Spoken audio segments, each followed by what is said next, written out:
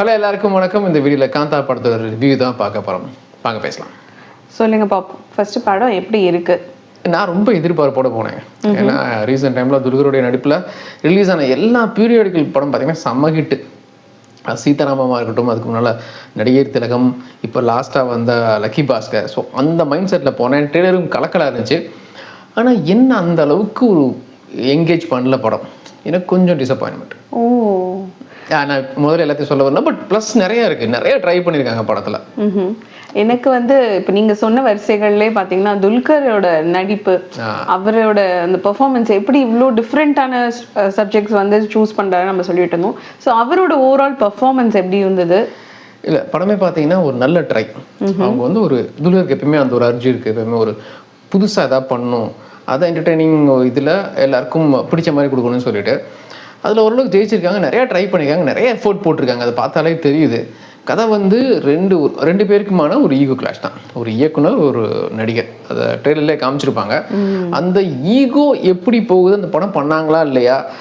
அதாவது ஒரு புதுமுக நடிகரை கஷ்டப்பட்டு அறிமுகம் பண்ண ஒரு பெரிய இயக்குனர் இந்த நடிகர் வளர்ந்து வந்துடுறாரு. ஆனால் ஒரு முக்கியமான படம் பண்ணும்போது ரெண்டு பேருக்குள்ள ஈகோ கிளாஷ் ஆகுது.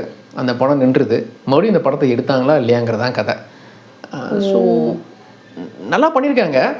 ஆனால் எங்கேயோ எனக்கு மிஸ் ஆயிடுச்சு. எனக்கு ஏன் இப்படி பண்ணீங்க, இது இன்னும் நல்லா பண்ணிடலாமேன்னு ஒரு கோவம் தான். சரி, இது என்ன மாதிரி பண்ணிருக்கலாம், ஏன் இப்படி மிஸ் பண்ணீங்கன்னு எனக்கு தோணுச்சு. ஓ, இப்போ மற்ற ஆக்டர்ஸும் பார்த்தீங்கன்னா எல்லாருமே வந்து சமுத்திரக்கனி சாராக இருக்கட்டும், ராணா, அது மாதிரி எல்லாரும் இம்பார்ட்டன்ட் கேரக்டர்ஸ் அப்படிங்கிற மாதிரி தோணுச்சு ட்ரெயிலர் பார்க்கும்போது. பட் படத்தில் எந்த அளவுக்கு மற்ற கேரக்டர்ஸை யூஸ் பண்ணியிருக்காங்க?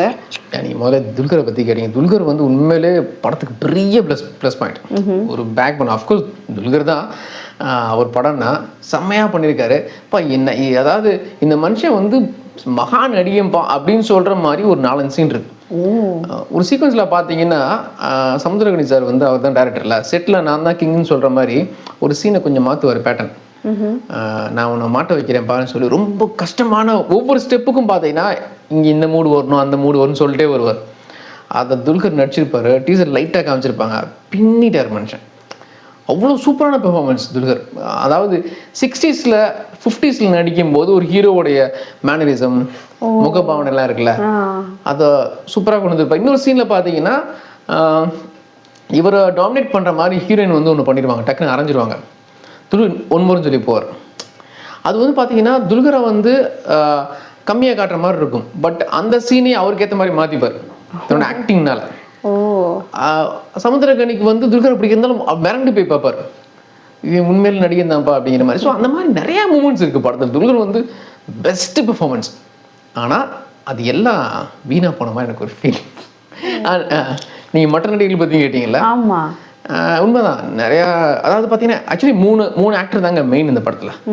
துல்கர், சமுத்திரகனி, அந்த ஹீரோயின். ஓ, இவங்க 3 பேருக்குமான அந்த ஒரு கான்ஃப்ளிக்ட் தான் கதையே. ராணா செகண்ட் ஹாஃபில் தான் வராரு. செகண்ட் ஹாஃப் வந்துட்டு அவர் டக்குன்னு அவர் தான் படத்தில் இருப்பார். ஏன்னா செகண்ட் ஹாஃப் முழுக்க இன்வெஸ்டிகேஷன் மாதிரி போகும். ஓ, அப்படியே ஜேர்னல் ஷிஃப்ட் ஆயிடும். நீங்கள் என்ன நினைப்பீங்க, நீ பார்க்கிங் படம் நம்ம ஊரில் வந்தது, அப்புறம் பார்த்தீங்கன்னா ஐயப்பனும் கோஷியும் படத்தில் என்னது, 2 பேருக்குமான ஈகோ கிளாஷ். அப்போ அப்படி தான் கதை கொண்டு போகணும்ல.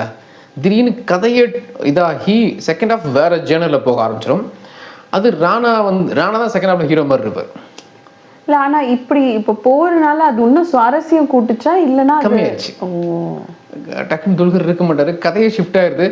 ப்ளஸ் அவங்க நல்லா நினச்சி தான் பண்ணியிருக்காங்க. பட் நமக்கு அது ஏதோ மிஸ் ஆகுது. படம் முழுக்க ஒரு ஸ்லோ நரேஷன். ஓகே, இப்போ டைரக்டர் பார்த்தீங்கன்னா அவர் வந்து செல்வமணி செல்வராஜ், ஃபர்ஸ்ட் படம். ரைட்டிங்கும் அவரும் தமிழ் பிரபான்ற ஒருத்தவங்க அவர் நிறைய படத்து தமிழ் ஆள் தான். அவர் நிறைய படத்துக்கு பண்ணியிருக்காரு. அப்படி இருக்கும்போது எங்க அவர் மிஸ் பண்ணிட்டார்? ஏன்னா நீங்க சொல்றதுலயே அங்கங்க வந்து நெகட்டிவ் சொல்லிட்டு இருக்கீங்க, அதே சமயத்துல பெர்ஃபார்மன்ஸ் வைஸ் வாவ் ஃபேக்டர் சொல்றீங்க. அதுக்கு ஈக்குவலா பார்த்தீங்கன்னா படம் ஸ்லோவா போகும், ஜேர்னர் ஷிஃப்ட் ஆகும். செகண்ட் ஹாஃப்ல டோட்டலாக மிஸ் பண்ணிட்டாங்க. ஃபர்ஸ்ட் ஹாஃப் வந்து எனக்கு பிடிச்சிருச்சுங்க. ஒரு அப்படி ஸ்லோவாக தான் போகும், பட் கதையாக போகும். நம்ம வந்து என்கேஜ் பண்ணுது. லாஸ்ட் ஒரு 20 மினிட்ஸ் கடைசியில் இன்ட்ரோ பிளாக்ல வந்து சூப்பரான இன்ட்ரோ பிளாக், ஏதோ பண்ண போகிறாங்கப்பான்னு உட்காரும்போது செகண்ட் ஹாஃப் அப்படியே ஷிஃப்ட் ஆயிடுது. அது நமக்கு அதுக்கப்புறம் ஷிஃப்ட் ஆகுது. நம்ம என்ன அதுக்கப்புறம் இதே ஆகலை. ஒரு சீன் பார்த்தீங்கன்னா ஒரு படம் முடியறதுக்கு ஒரு 20 நிமிஷத்துக்கு முன்னால் ஏதோ சொல்ல வராங்க, நிமிர்ந்து உட்காருவோம், அப்படி நிமிர்ந்து உட்காருவோம், அகைன் அப்படியே டல் ஆயிடுது. ஓ, ஆனால் இது வந்து ஒரு பீரியாடிக்கல் அந்த காலகட்டங்களில் இது பண்ணியிருக்காங்க இல்லையா, எடுத்திருக்காங்க. அந்த ஃபீல் அது கரெக்டாக நமக்கு வந்து டெலிவர் பண்ணியிருக்காங்களா? அது சூப்பராக பண்ணிட்டாங்க. ஆக்சுவலி சிங்கிள் லொக்கேஷனுங்க. அப்படியா? அப்போ நீங்கள் ட்ரெயினில் பார்க்கும்போது பங்களா காட்டுறாங்களே, பழைய காலத்து அந்த இந்த படங்களில் காட்டுற மாதிரி. ஸோ அந்த மாதிரி இது வந்து ஒரு சிங்கிள் லொக்கேஷன் படம். அந்த சிங்கிள் லொக்கேஷனில் மொத்த படத்தையும் முடிச்சிட்டாங்க. சில சிஜி ஒர்க் தான் இருக்குது. ஒரு 80-85% ஒரே லொக்கேஷன் தான். அந்த செட் ஒர்க்குள்ளே நடக்கிற கதை தான். அதனால் அதெல்லாம் சூப்பராக கொண்டுட்டாங்க. அந்த பாடி லாங்குவேஜ், காஸ்டியூமு, அப்போ அந்த லைட் எப்படி இருக்கும், ஒர்க்கிங் ஸ்டைல் எப்படி இருக்கும், எல்லாமே சூப்பராக பண்ணிட்டாங்க. அதெல்லாம் குறையே இல்லை. நிறைய மெனக்கெட்டு இருக்காங்க. இப்போ நடிகர் திலகத்தில் எந்த அளவுக்கு ஒரு மெனக்கல் இருக்கோ அதே அளவுக்கு மெனக்கெட்டல் இந்த படத்துலையும் இருக்குது. அந்த உண்மை சம்பவங்களையும் மையமாக வச்சு இந்த படம் வந்ததா சொல்கிறாங்க இல்லையா, அதை பற்றி ஏதாவது? கரெக்ட் தான். நமக்கு டைட்டில் கார்டு போனதுலேருந்து நம்ம ஊர் அந்த காலத்து நடிகர்கள், பெரிய பெரிய நடிகர்கள், எம்ஜிஆர், சிவாஜி, அந்த பக்கம் பார்த்தீங்கன்னா என்டிஆர், நாகேஸ்வர் ராவ், இவங்கெல்லாம் காமிச்சு அப்படியே முக்கியமான தமிழ் நடிகர்கள் எல்லாரையும், நடிகர் திலகம், சாவித்திரி மேடம்லாம் காட்டுறாங்க. ஸோ நம்மளை அப்படி உள்ளே புல் பண்ணுறாங்க. எண்டு கார்டு போடும்போதும் பார்த்தீங்கன்னா நிறைய உண்மை சம்பவங்களை மையமாக வச்சு தான் எடுத்துன்னு சொல்லி சொல்கிறாங்க. ஆனால் அது எதுவுமே நமக்கு எங்கேஜிங்கே இல்லை. இப்போ தியாகராஜ பகதூர் அவருடைய வாழ்க்கையில் நடந்த கதைன்னு சொன்னாங்க. அதுவும் முழுசாக இல்லை, சும்மா ஒரு புள்ளி தான் இருக்கும். திரு எம்ஜிஆர் அவரோட வாழ்க்கையா இல்லை சிவாஜி அவரோட வாழ்க்கையா, இப்படி எல்லாரும் நம்ம பொருத்தி பார்க்கலாம். இப்போ இந்த ஈகோ கிளாஷ் எல்லாருக்கும் நடந்திருக்கும்ல. கண்டிப்பாக ஒரு காலத்தில் டைரக்டர் கையில் இருந்த சினிமா வந்து நடிகரோட கைகளுக்கு மாறுது.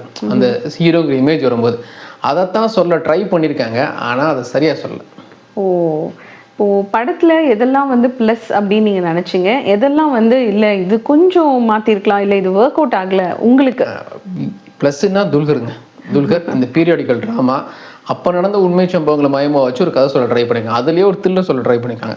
இந்த முயற்சி எல்லாம் ப்ளஸ்ஸு. துல்கர் நடிப்பு பெரிய ப்ளஸ். மைனஸ் என்னென்னா எக்ஸிக்யூஷன். அதுவும் செகண்ட் ஆஃப் எக்ஸிக்யூஷன் வந்து டோட்டலாக அவங்க ஜேர்னர் மாதிரி போனது. ஸ்லோ நரேஷனாக இருந்தாலும் சில படங்கள் ஒர்க் அவுட் ஆகும். அது எல்லாம் மிஸ் ஆயிடுச்சு. கண்டிப்பாக நிறையா உழைச்சிருக்காங்க. அந்த ட்ரை, அந்த ஃபீல் இப்போ நம்மளால் அந்த காலத்தில் 60 ரிலீஸ் ஆன படம் தேட்டரில் போய் பார்க்க முடியாதுல்ல. இந்த படத்தில் அந்த ஃபீல் வருது. 60 அந்த மேக்கிங் ஸ்டைல் எப்படி இருக்கும், ஒர்க்கிங் ஸ்டைல் எப்படி இருக்கும், ஸோ அதெல்லாம் நம்ம காட்டுறாங்க. அஃப்கோர்ஸ் நிறையா